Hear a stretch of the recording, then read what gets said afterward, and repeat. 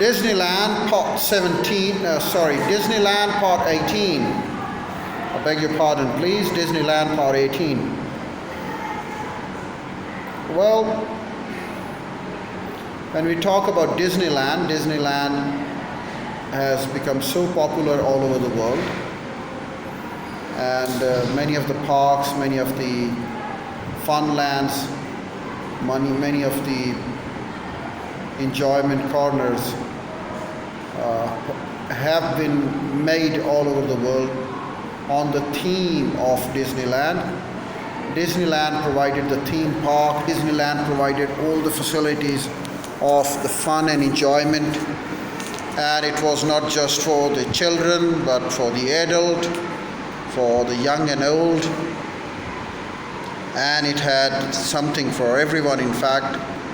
So Disneyland had a great success, had great financial success, had great business success, and there were professionals who had been working for Disneyland, and great financiers who invested money in it.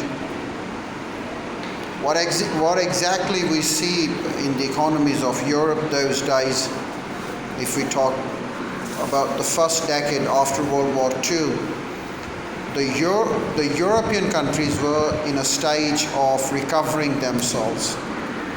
There were miseries on the European soils, there were miseries in the European economies.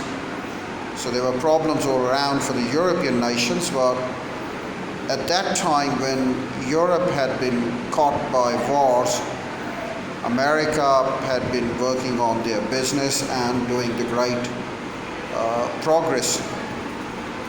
So the American entrepreneurs came along with great ideas, interesting ideas, and they did the great thing by bringing in business opportunities, business adventures, and putting an idea of a theme park into a practice and attracting investors, financiers, and providing the greatest of the fancies.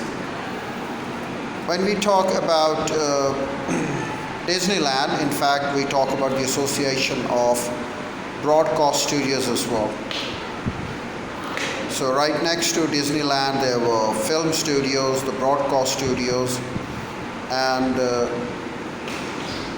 since it was catered for those people who had been waiting for the studio to entertain themselves, cater themselves with fun activity, so Disneyland became very popular. Disneyland became very popular for the entertainments that it provided, and of course it had a great name, a very big name, and that name spoke for its success, spoke for its adventure love, and that's what we see all throughout the beginning, all throughout the inaugural days. Well, there had been critics on the inaugural day. They said that things didn't go well on inaugural day. Since there were cameras all around, they caught the scenes that usually the people should have not liked to do in front of camera.